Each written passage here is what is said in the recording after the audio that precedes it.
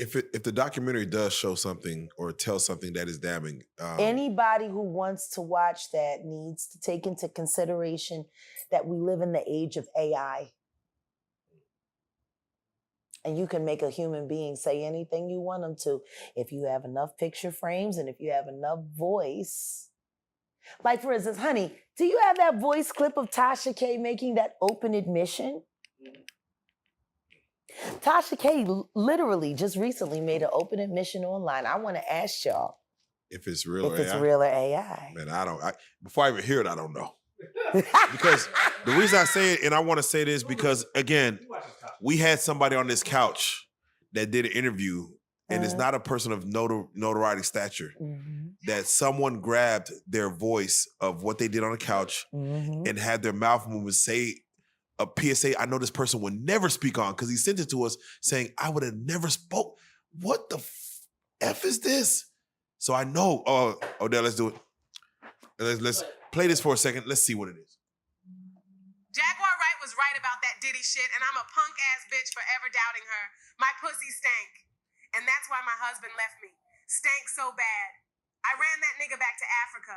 My shit smelled like elephant nuts, nigga toes, and bat shit. And that is listed as Tasha K.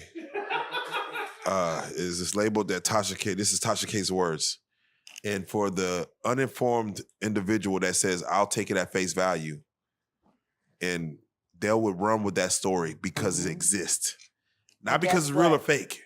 It's because it exists. Anybody who went over there and paid $12 to that fraudulent ass app to watch my son allegedly talk Cash Money bullshit about me and denounce me, that's exactly what the fuck you heard. No, I won't respond. But I'll still sue my son, AI or real. It don't fucking matter. But at the end of the day, we live in a day and age now where you can literally make a person say and do whatever you want them to. All you need is the right amount of pixels and the right amount of imagery, and you can make anybody say anything. Hey, well, wait a minute. Didn't the DA thank me? The DA, in Diddy's case, thanked me too. Is that him or AI? So, Jack, there's a saying, and Vlad brought this up right after you came on Piers Morgan. He's saying, of course, these documentaries tend to lead to like arrest. Yeah. And there's a saying that if there's smoke, there's fire. Chris Brown at all costs. There we go. Every Chris Brown fan.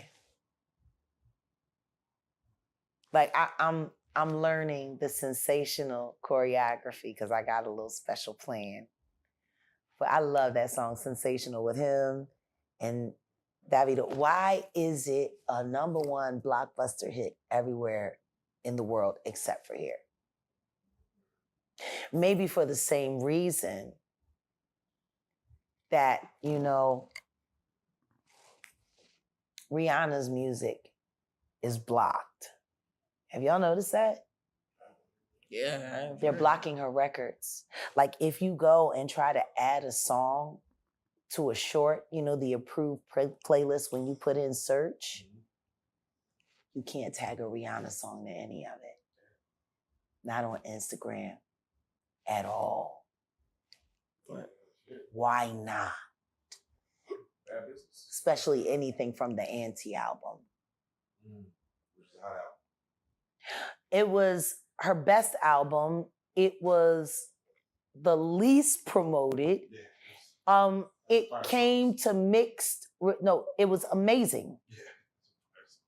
But see, Sean Carter doesn't like to be embarrassed in public. And neither does his wife. And there were nothing but embarrassing things all through that album about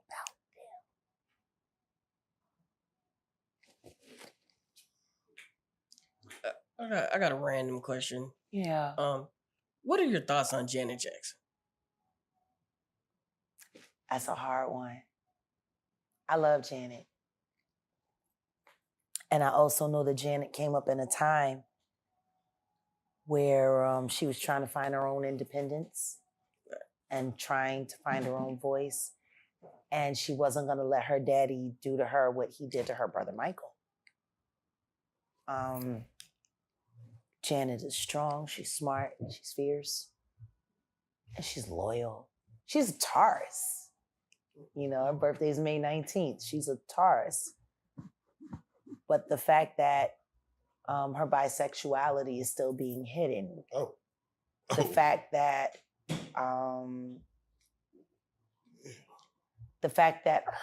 the real reason behind her relationship with Jermaine Dupri is still so elusive. You know, why she left Jermaine Dupri to marry a billionaire? That billionaire and to have a baby and then get divorced and then be seen with Jermaine Dupri again. Kind of like Ashton Kutcher leaving Mila Kunis and then going off with Demi Moore and then coming back to Mila Kunis. You know, there's a lot of entrapment relationships. There's a lot of setup relationships. There's a lot of stuff. Yeah, let me ask this because we live in a world of truth now, and but I know. Meanwhile, when she married that billionaire, all of that was going on when Diddy was harassing her. Oh shit! Because he's been harassing her. For years. Janet? Damn. And they won't talk about it. I can see him. So when I hear Orlando bringing up the Janet Jackson thing and saying it in his little code word, I know what that means. I know what he's saying. But the truth is Janet is under heavy scrutiny. She did what she had to do to survive. She's strong. It's just that Jackson family stigma. And rest in peace, Tito Jackson. But Janet just did an interview saying that in good times, because she was a little more developed as a child, they were questioning of even keeping her on the Good Time show as far as her, she was developing fast. Yeah, they was developing fast. When it comes to Hollywood, what does that say to, again, we see the Weinstein stories, we see these stories, but what does that say to a Hollywood producer who says, oh, she's developing fast? Well, how can we mitigate it? How can we stop it? And this is back in, Good Times is, rest in peace, John Amos. I hope he can. Yeah. Damn. I hope he can rest in peace. Damn. What? I hope. This is John Amos. This is good. I hope he can. Listen to me. That whole situation with his death is weird. What is this? Very weird. It's weird. And I'm sick and tired of people chalking elderly people dying unexpectedly up to, oh, well, he was old. He lived a long life. Old people are supposed to die. Yeah, when it's their time. We ain't talking about when people are making it people's time, like with Clarence Avon. Yeah. Viable human beings, thriving human beings, regardless of what age they are. John Amos was doing fine, and then there was some arguments in his family. I don't know, bro. Yeah, no, the fact that his daughter said, I found out when y'all found out. On social because media. The other son was over there doing some other stuff, and then the one son was... It brings up questions. That's all it does. It brings up, to say he passed in August, and via October is when it's TMZ or when it's reported. And he died in August. He been dead all this time. Sounds a lot like my old manager, Richard Nichols, who they said was already dead, but didn't die for a few weeks.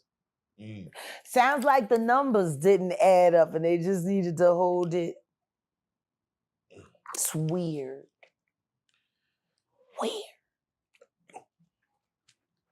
There was another unexpected passing that I just found out about the other day, that Angelo passed. Yeah. He was on the couch. Yeah. Great guy, very informative. Yeah. Do you know, is there any details about that, or how did that make you feel? There will be none. Oh. I wish I could tell everyone What happened to my friend? But the family's not talking about it, and I'm not going to talk about it. They didn't feel the need to release his cause of death. And I'm going to respect that. But what I will say is when he passed away, there was $250,000 on my head and $150,000 on his.